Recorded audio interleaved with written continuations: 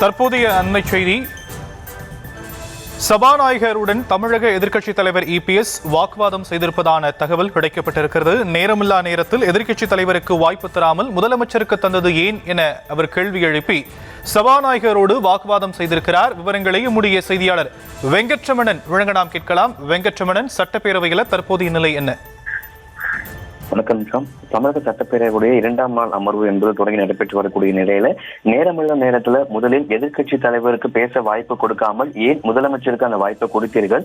எதிர்க்கட்சி தலைவர் கேள்விகளை எழுப்பிய பிறகுதான் முதலமைச்சர் பதில் சொல்லியிருக்க வேண்டும் என எதிர்க்கட்சி தலைவர் எடப்பாடி பழனிசாமிக்கும் சபாநாயகருக்கும் இடையே ஒரு காரசாரமான விவாதம் நடைபெற்றிருக்கிறது. குறிப்பாக கரூர் சம்பவம் தொடர்பாக முன்கூட்டியே எதிர்க்கட்சிகள் பேச வேண்டும் என ஒரு கோரிக்கை முன்வைக்கப்பட்டது. அப்போது முதலமைச்சர் எழுந்து அன்றைய தினம் என்ன நடைபெற்றது, அந்த சம்பவம் நடைபெற்றதற்காக தமிழக அரசு எடுத்த நடவடிக்கைகள் என்ன என்பது குறித்து முதலமைச்சர் விளக்கம் அளித்திருந்தார். இந்த நிலையில்தான் நான் எதிர்க்கட்சி தலைவர் என்கின்ற முறையில் தான் பேசிய பிறகாக முதலமைச்சர் அதற்கு விளக்கம் அளித்திருக்க வேண்டும். நேரமில்லா நேரத்தில் முதலில் எதிர்க்கட்சி தலைவருக்கு பேச வாய்ப்பு கொடுக்காமல் ஏன் முதலமைச்சருக்கு கொடுத்தீர்கள் என தற்பொழுது சபாநாயகரிடம் எதிர்க்கட்சி தலைவர் கேட்டிருக்கிறார். அதே போல தொடர்ந்து கரூர் கூட்ட விபத்து தொடர்பாக தற்பொழுது எதிர்க்கட்சி தலைவரும் பேசி வருகிறார். முழுமையான பாதுகாப்பு கொடுக்கப்பட்டிருந்தால் அசம்பாவிதத்தை தவிர்க்க முடியும் எனவும் காவல்துறையில் இருந்து 500 பேர் ஈடுபட்டதாக ஏடிஜிபி வெளியிடுகிறார். இதற்கு முன்பாக தாவேகா கூட்டத்தில் மக்களுடைய வருகை எப்படி இருந்தது, அதற்கு ஏற்றாற்போல் உளவுத்துறை தங்களுக்கு தகவல் கொடுக்கவில்லையா என எதிர்க்கட்சி தலைவரும் கரூர் விவகாரம் தொடர்பாக தற்பொழுது பேரவையில் பேசி வருகிறார். முன்னதாக முதலமைச்சர் மு.க. ஸ்டாலின் விரிவாக இந்த சம்பவம் எதனால் நடைபெற்றது, சம்பவத்திற்கு பிறகாக அரசு இயந்திரம் எவ்வாறு இதனை கையாண்டது, சட்டப்படி இந்த விவகாரத்தை அரசு கையாண்டது உள்ளிட்ட பல விளக்கங்களை முதலமைச்சர் பேசியிருந்தார். இந்த நிலையில்தான் கரூர் சம்பவம் தொடர்பாக எதிர்க்கட்சி தலைவர் தற்பொழுது பேசி வருகிறார். ஏற்கனவே விஜய் கூட்டம் நடத்த கேட்ட இடம் கொடுக்காததால் தான் அங்கு நடத்த வேண்டிய ஒரு சூழல் ஏற்பட்டிருப்பதாகவும் கரூரில் கூட்டம் நடத்த வேண்டும் என்றாலே உயர்நீதிமன்ற கிளையை நாடி அனுமதி பெறக்கூடிய ஒரு அவல நிலை ஏற்படுவதாகவும் தற்பொழுது பேரவையில் எதிர்க்கட்சி தலைவர் பேசி வருகிறார். அதாவது நேரமுள்ள நேரத்தில் எதிர்க்கட்சி தலைவர் என்கின்ற முறையில் முதலில் தன்னை பேசி அனுமதித்த பிறகாகவே முதலமைச்சர் பேசி இருக்க வேண்டும் என தொடக்கத்திலேயே முதலமைச்சர் பேசுவதற்கு முன்னதாகவே அதிமுக சட்டமன்ற உறுப்பினர்கள் அமளியில் ஈடுபட்டனர். அதற்கு பிறகாக அவை முன்னவர் துரைமுருகன் சபாநாயகர் பேசி அதற்கு முதலமைச்சர் அதற்கு பிறகு பேசியிருந்தார். முதலமைச்சர் முழு விளக்கத்தை கொடுத்த பிறகு தற்பொழுது கரூர் விவகாரம் தொடர்பாக எதிர்க்கட்சி தலைவர் தற்பொழுது பேசி வருகிறார். முன்கூட்டியாக கிட்டத்தட்ட 4 மாவட்டங்கள்ல விஜயோடைய அந்த கூட்டம் நடந்த பொழுது மக்களுடைய வருகை எப்படி இருந்தது, அதற்கு ஏற்றாற்போல் உளவுத்துறை கொடுத்த தகவலின் அடிப்படையில் நீங்கள் ஏன் இடத்தை ஒதுக்கவில்லை என்கின்ற பல்வேறு கேள்விகளை எழுப்பி வருகிறார். அதே போல ஒரு சிறிய போக்குவரத்து நெரிசல் பகுதியில் ஏன் கூட்டம் நடத்த அனுமதி கொடுக்கப்பட்டது அப்படிங்கிற ஒரு கேள்வியும் முன்வைக்கப்பட்டிருந்தது. அதே போல அதிமுக கூட்டம் நடந்த இடம் கேட்டபோது அந்த இடம் மிக குறுகிய இடம், போக்குவரத்து நெரிசல் உள்ள இடம் என்று அதிமுகவுக்கு பதில் சொல்லப்பட்டது. பிறகு 2 நாட்கள் கழித்து எதற்காக அந்த இடம் தமிழக வெற்றி கழகத்திற்கு கொடுக்கப்பட்டது என தற்பொழுது இபிஎஸ் கரூர் விவகாரம் தொடர்பாக பேரவையில் உரையாற்றி வருகிறார். கூட்டத்தில் ஏதோ உள்நோக்கத்தோடு இருப்பதாக மக்கள் என்ன கூட்டத்தில் நடந்தது ஏதோ உள்நோக்கத்துடன் இருப்பதாக மக்கள் கருதுகிறார்கள் என எதிர்க்கட்சி தலைவர் பேசி வருகிறார். அன்றைய தினம் காவல்துறை முறையாக பாதுகாப்பு ஏற்பாடு செய்திருந்தால் இந்த உயிரிழப்பு ஏற்பட்டிருக்காது எனவும் தற்பொழுது பேரவையில் எதிர்க்கட்சி தலைவர் பேசியிருக்கிறார். இந்த இடம் கொடுத்தது பெரிய சந்தேகத்தை ஏற்படுத்துகிறது என எதிர்க்கட்சி தலைவர் பேசியிருப்பதற்கு தற்பொழுது முதலமைச்சர் அவர்கள் பதில் சொல்லியிருக்கிறார். ஊரில் கல்யாணம் என்றால் பெரிய மாறில் சந்தனம் என்பார்கள், அதுபோல் இருக்கிறது. கூட்டணிக்கு ஆள் தேடுகிறீர்கள் என எதிர்க்கட்சி தலைவர் பேசியதற்கு முதலமைச்சர் தற்போது பதில் சொல்லி வருகிறார். கரூரில் நடந்தக்கூடிய அந்த துயர சம்பவத்திற்கு காவல்துறை முறையாக பாதுகாப்பு கொடுத்திருந்தால் இந்த சம்பவமே நடந்திருக்காது. 2 நாட்களுக்கு முன்பாக அதிமுக அந்த இடத்தை கேட்டதற்கு அதற்கு அனுமதி மறுத்த போது தாவேகாவுக்கு அந்த இடத்தை ஏன் கொடுத்தீர்கள், காவல்துறை முறையாக பாதுகாப்பு கொடுத்திருக்கலாம் என கரூர் சம்பவம் தொடர்பாக எதிர்க்கட்சி தலைவர் பேசும் பொழுது தற்பொழுது முதலமைச்சர் அதற்கு பதில் அளித்திருக்கிறார். கூட்டணிக்கு ஆள் தேடுகிறீர்கள், ஊரில் கல்யாணம் என்றால் மாறில் சந்தம் என்பார்கள், அதுபோல் இருக்கிறது என எதிர்க்கட்சி தலைவர் பேச்சுக்கு முதலமைச்சர் பேரவையிலே தற்பொழுது பதில் சொல்லி இருக்கிறார். அதிமுக இடம் கேட்டபோது அந்த இடத்தை கொடுத்த மறுத்ததற்கான காரணத்தை சொன்னீர்கள், பிறகு எதற்காக அதே தாவேகாவும் அதே இடத்திற்கு நீங்க கொடுத்தீர்கள் என்கின்ற ஒரு கேள்வியையும் எதிர்க்கட்சி தலைவர் பேசி இருக்கிறார். உள்நோக்கம் என்பதை அவையில் இருந்து நீக்கிவிட்டதை அதை பயன்படுத்த வேண்டாம் என சபாநாயகர் தற்பொழுது தொடர்ந்து பேசி வருகிறார். கிட்டத்தட்ட கரூர் விவகாரம் தொடர்பாக தற்பொழுது அவையில் ஒரு எதிர்க்கட்சி தலைவர் முதலமைச்சர் சபாநாயகரிடையே இடையே ஒரு காரசாரமான விவாதம் என்பது நடைபெற்று வருகிறது. தொடர்ச்சியாகவே இந்த காவல்துறை கரூர் சம்பவம் தொடர்பாக காவல்துறை முன்கூட்டியாகவே பாதுகாப்பை பலப்படுத்தியிருக்க வேண்டும் உள்ளிட்ட பல கேள்விகளை எதிர்க்கட்சி தலைவர் என்கின்ற முறையில் அவர் விடுத்து வருகிறார். திமுக அதிமுக சட்டமன்ற உறுப்பினர்கள் இடையே ஒரு கடும் வாக்குவாதம் நடைபெற்று வருகிறது. தொடர்ந்து இருக்கையில் அமர்ந்தபடியே மாறி மாறி பேசிக் கொண்டு வருகிறார்கள். கிட்டத்தட்ட அதாவது எதிர்க்கட்சி தலைவர் அதே போல முதலமைச்சர் தாண்டி அதிமுகவுடைய சட்டமன்ற உறுப்பினர்களும் தற்பொழுது அவையில் மாறி மாறி ஒருமையில் பேசிக் கொண்டு வருகிறார்கள். எதிர்க்கட்சி தலைவர் முதலமைச்சர் இருவருடைய அந்த வாக்குவாதங்களும் தொடர்ந்து சட்டமன்ற உறுப்பினர்களும் தற்பொழுது அமளியில் ஈடுபட்டு வருகிறார்கள். முன்னதாகவே இந்த கரூர் விவகாரம் தொடர்பாக எதிர்க்கட்சி என்கின்ற முறையில் நான் பேசியதற்கு பிறகாக முதலமைச்சர் பேசியிருக்க வேண்டும் என தொடர்ச்சியாக எதிர்க்கட்சி தலைவர் எழுந்து முறையிட்ட பொழுதும் அப்போதும் அதிமுக சட்டமன்ற உறுப்பினர்கள் அமளியில் ஈடுபட்ட நிலையில அந்த கரூர் விவகாரம் தொடர்பாக முதலமைச்சர் அதற்கு முன்னதாக என்ன நடைபெற்றது, சம்பவம் நடைபெற்றதற்கு பிறகாக அரசு இதனை எப்படி கையாண்டது உள்ளிட்ட பல்வேறு விளக்கங்களை அளித்த பிறகு எதிர்க்கட்சி தலைவர் பேசிய பிறகாக தற்பொழுது அவையில் அமளி ஏற்பட்டிருக்கிறது. தொடர்ந்து அதிமுகவினர் பேரவையில் அமளியில் ஈடுபட்டு வருகிறார்கள். இருவரும் தங்கள் தரப்பு தலைவர் பேசியதுதான் சரி என தற்பொழுது அவையில் கோஷம் எழுப்பி வருகிறார்கள். சபாநாயகர் குறுக்கிட்டு அவையை கட்டுப்படுத்த முயற்சி செய்து வருகிறார். அதிமுக சட்டமன்ற உறுப்பினர்கள் அனைவரும் எழுந்து நின்று தற்பொழுது அவையில் கோஷம் எழுப்பி வருகிறார்கள். இந்த நிலையில தான் தற்பொழுது அதிமுக சட்டமன்ற உறுப்பினர்கள் அனைவரும் எழுந்து நின்று அவர்கள் கோஷம் எழுப்பி வருகிறார்கள். அனைவரும் அமரும்படி சபாநாயகர் தொடர்ந்து மீண்டும் மீண்டும் அறிவுறுத்தி வருகிறார். தொடர்ச்சியாகவே தங்களுடைய இந்த கரூர் சம்பவம் தொடர்பாக முதலமைச்சர் எடுத்துரைத்தது சரி எனவும் அதே போல எதிர்க்கட்சி தலைவர் பேசியது சரி எனவும் அந்தந்த கட்சியை சேர்ந்த சட்டமன்ற உறுப்பினர்கள் தற்பொழுது தொடர்ந்து அவையில் கோஷம் எழுப்பி வருகிறார்கள். அதிமுக சட்டமன்ற உறுப்பினர்கள் தொடர்ந்து அவையில் எழுந்து நின்று தற்பொழுது கோஷம் எழுப்பி வருகிறார்கள். அனைவரையும் அமரும்படி சபாநாயகர் தொடர்ந்து மீண்டும் மீண்டும் அறிவுறுத்தி வருகிறார். இந்த நிலையில் தான் தற்பொழுது சட்டத்துறை அமைச்சர் பேசி வருகிறார். தன்னுடைய அனுமதி இல்லாமல் யாரும் பேசக்கூடாது என தொடர்ச்சியாகவே இரு கட்சிகளை சேர்ந்த சட்டமன்ற உறுப்பினர்கள் தொடர்ந்து கோஷம் எழுப்பி அமளியில் ஈடுபட்டு வரக்கூடிய நிலையில தன்னுடைய அனுமதி இல்லாமல் யாரும் பேசக்கூடாது என சபாநாயகர் பேசியிருக்கிறார். அதிமுக தவேக கூட்டணிக்காக எதிர்பார்த்து காத்து கொண்டிருக்கிறது என்பது போல் முதலமைச்சர் சட்டப்பேரவையில் பேசி இருக்கிறார் என தற்பொழுது அதிமுக தரப்பு பேசி இருக்கிறார்கள். சட்டத்துறை அமைச்சர் தற்பொழுது இதற்காக பதிலை கொடுத்திருக்கிறார்.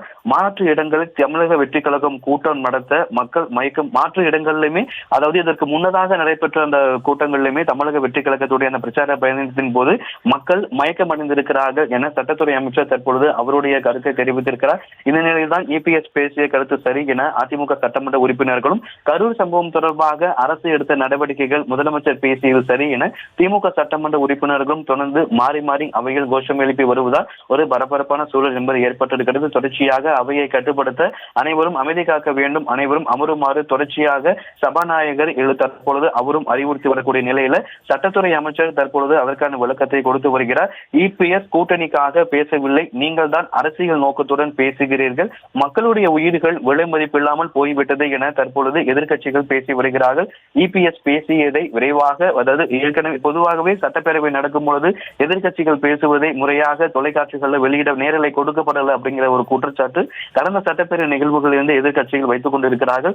இந்த நிலையில தான் தொடர்ச்சியாகவே தற்பொழுது இபிஎஸ் கூட்டணிக்காக இதை பேசவில்லை, நீங்கள் தான் அரசியல் நோக்கத்துடன் பேசுகிறீர்கள், மக்களுடைய விலை மதிப்பில்லாத உயிர்களாக போக்கிவிட்டதா அப்படிங்கிற அந்த வார்த்தையை நீக்க வேண்டும் என தொடர்ந்து அவங்க அந்த தரப்பு தெரிவித்திருக்கிறார்கள். முதலமைச்சர் சொன்ன வார்த்தைகளை அவை குறிப்பிலிருந்து நீக்க வேண்டும் என இபிஎஸ் அவரிடம் வலியுறுத்தி இருக்கிறார். நாங்கள் கூட்டணிக்காக தான் தமிழக வெற்றி கழகத்துக்காக பரிந்து பேசுகிறோம் என பேசுவது அரசியல் உள்நோக்கம் கற்பிக்கும் செயல், அதை உடனடியாக நீக்க வேண்டும் என எதிர்க்கட்சி தலைவர் தற்பொழுது சபாநாயகரிடம் தெரிவித்திருக்கிறார். கரூர் சம்பவம் தொடர்பாக பேரவையில் காரசாரமான விவாதம் என்பது நடக்கிறது. தொடர்ச்சியாக கரூர் சம்பவம் தொடர்பாக சட்டப்பேரவையுடைய பேரவை விதிப்படி அதாவது முதலில் அதிமுக சட்டப்பேரவை விதி எண் 56, 55 கீழ் ஒத்திவைப்பு, கவனஈர்ப்பு தீர்மானம் உள்ளிட்ட விவகாரங்களை அதிமுக எழுப்ப திட்டமிருந்தது. ஆனால் தற்பொழுது முன்னதாகவே எதிர்க்கட்சிகள் பேசுவதற்கு முன்னதாகவே முதலமைச்சர் அந்த விவகாரம் குறித்து என்னென்ன நடவடிக்கைகள் மேற்கொண்டது, அரசு இதனை எப்படி கையாண்டது உள்ளிட்ட விரிவான விளக்கத்தை கொடுத்த பிறகு எதிர்க்கட்சி தலைவர் அவருடைய கருத்துக்களை பேசி வந்த நிலையில அந்த கரூர் சம்பவம் தொடர்பாக தங்களுடைய கருத்து தலைவர் பேசியதுதான் சரி என தொடர்ந்து அதிமுக திமுக அமலில் ஈடுபட்டன. உடனடியாக இபிஎஸ் சற்று நேரத்துக்கு முன்பாக அந்த ஒரு கோரிக்கையை வைத்திருந்தார். அவர் பேசியதை அந்த வார்த்தையை நீக்க வேண்டும் என சபாநாயகரிடம் எதிர்க்கட்சி தலைவர் ஒரு கோரிக்கையை வைத்திருந்தார். அதற்கு முதலமைச்சரும் பதில் சொல்லியிருக்கிறார். அவர் உள்நோக்கத்தோடு பேசியதாகவே இருக்கட்டும், அவர் பேசியது கூட்டணிக்காக தான் என மீண்டும் முதலமைச்சர் பேரவையில் திட்டவட்டமாக தெரிவித்திருக்கிறார். அதாவது கரூர் சம்பவம் தொடர்பாக நாங்கள் கூட்டணிக்காக தான் தமிழக வெற்றி கழகத்துக்காக பரிந்து பேசுகிறோம் என முதலமைச்சர் பேசுவது அரசியல் உள்நோக்கம் கற்பிக்கும் செயல். உடனடியாக அந்த வார்த்தையை அவை குறிப்பிலிருந்து நீக்க வேண்டும் என எதிர்க்கட்சி தலைவர் சபாநாயகரிடம் கோரிக்கை வைத்த நிலையில அவர் உள்நோக்கத்தோடு தான் பேசியதாகவே இருக்கட்டும், அவர் பேசியது கூட்டணிக்காக தான் என தொடர்ந்து முதலமைச்சரும் பேரவையிலே எதிர்க்கட்சி தலைவருக்கு பதில் சொல்லி இருக்கிறார். உள்நோக்கம் என்ற வார்த்தை இருக்கட்டும் என முதலமைச்சர் சபாநாயகரிடம் கோரிக்கை வைத்திருக்கிறார். நான் கூட்டணிக்காக பேசுகிறார் என்பது கூறியதும் அவையில் இருக்கட்டும் எனவும் முதலமைச்சர் தெரிவித்திருக்கிறார். முதலமைச்சர் பேசியதை அவை குறிப்பிலிருந்து நீக்க வேண்டும் என எதிர்க்கட்சி தலைவர் சபாநாயகரிடம் முறையிட்ட நிலையில அந்த வார்த்தை உள்நோக்கு நான் கூட்டணிக்காக தான் பேசுகிறார் என்பது அவை குறிப்பில் இருக்கட்டும் என முதலமைச்சர் தெரிவித்து வருகிறார். ஏற்கனவே தங்களுடைய கட்சிக்கு கொடுத்த அறிவிப்பை தான் நாங்கள் குறிப்பிடுகிறேன் என இபிஎஸ் தொடர்ந்து சபாநாயகரிடம் வாக்குவாதத்தில் ஈடுபட்டு வருகிறார். ஒரு காவல்துறை அனுமதி மறுத்த இடத்துல எப்படி அனுமதி கொடுத்தீர்கள்? நாங்கள் கேட்ட இடம் வெறும் நீதிமன்றத்தை நாடினோம். துணை முதலமைச்சர் முதல்வர் எல்லாம் பேசிய இடத்தில் எங்களுக்கு அனுமதி கொடுக்க மறுக்கிறார்கள் என்கின்ற ஒரு குற்றச்சாட்டையும் எதிர்க்கட்சி தலைவர் தற்பொழுது தொடர்ந்து முன்வைத்து வருகிறார். காவல்துறை குறிப்பிட்ட இடங்கள்ல தான் அனுமதி தருவார்கள் என சபாநாயகர் எதிர்க்கட்சி தலைவருக்கு பதிலளித்து வருகிறார். அதாவது முதலமைச்சர் துணை முதலமைச்சர் பங்கேற்ற அவர்கள் பிரச்சாரத்திற்காக பயன்படுத்தக்கூடிய அந்த இடத்துல தங்களுக்கு அனுமதி கொடுக்க மறுக்கிறார்கள் என எதிர்க்கட்சி தலைவர் குற்றச்சாட்டிற்கு தற்பொழுது சபாநாயகரும் பதிலளித்திருக்கிறார். காவல்துறை குறிப்பிட்ட இடங்கள்ல தான் அனுமதி தருவார்கள் என சபாநாயகர் கூறியதற்கு நீங்கள் பேசுவது வேடிக்கையாக உள்ளது. நீதிமன்றம் வரை எந்த பிரச்சனை சென்றுள்ளது என எதிர்க்கட்சி தலைவர் மீண்டும் சபாநாயகரிடம் கேள்விகளை எழுப்பியிருக்கிறார். கரூர் விவகாரம் சம்பந்தமாக எதிர்க்கட்சி தலைவர் இபிஎஸ் ஆவேசமாக ஒரு விவாதம் மேற்கொண்டு வருகிறார். காவல்துறை அந்த இடத்தை கொடுத்தது தவறு, போதுமான காவல்துறை பாதுகாப்பு வழங்கவில்லை என்கின்ற ஒரு தொடர் குற்றச்சாட்டை எதிர்க்கட்சி தலைவர் பேரவையில் பேசி வருகிறார். இன்னும் 7-8 பேர் பேச வேண்டும், விரைவாக உங்களுடைய பேச்சை முடியுங்கள் என சபாநாயகர் தொடர்ந்து எதிர்க்கட்சி தலைவருக்கு கூறி வருகிறார். எதிர்க்கட்சி தலைவர் அதை தொடர்ந்து தங்களுடைய முறையாக பாதுகாப்பு கொடுத்திருக்க வேண்டும், அதே போல போதுமான தகுந்த இடத்தை கொடுக்கவில்லை, காவல்துறை அந்த இடத்தை கொடுத்தது தவறு, போதுமான காவல்துறை பாதுகாப்பு வழங்கவில்லை என்கின்ற பல்வேறு குற்றச்சாட்டுகளை எதிர்க்கட்சி தலைவர் தெரிவித்து வருகிறார்.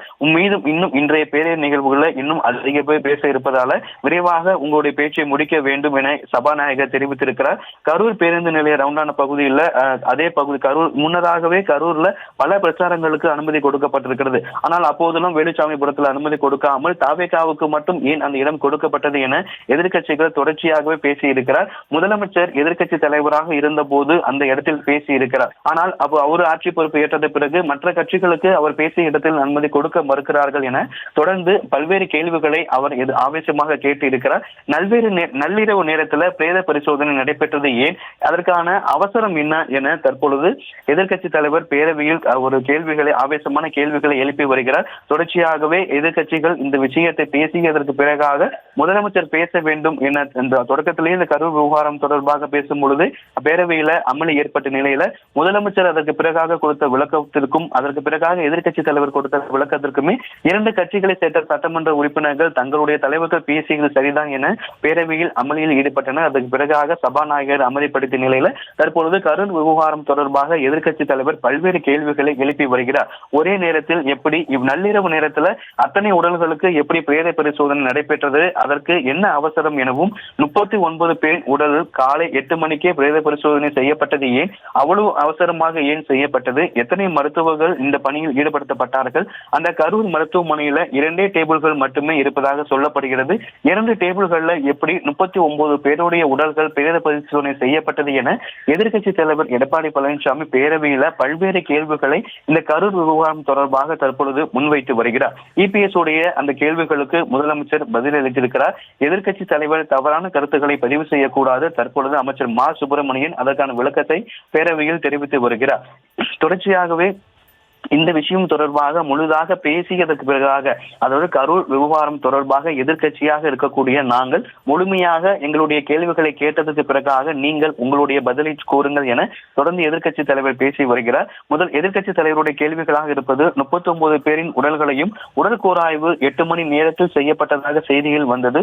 ஒரு உடலை உடற்கூராய்வு செய்ய 1.5 மணி நேரம் ஆகும். அப்புறம் எப்படி அத்தனை பேருடைய உடலும் நள்ளிரவில் உடற்கூராய்வு செய்யப்பட்டது அப்படிங்கிற ஒரு கேள்வியை முன்வைத்திருந்தார். தொடர்ச்சியாகவே அந்த இதுக்கு தான் தற்பொழுது முதலமைச்சரும் பதிலளித்து வருகிறார். துறை சார்ந்த அமைச்சராக மா சுப்பிரமணியம் தற்பொழுது அதற்கு பதிலளித்து வருகிறார்.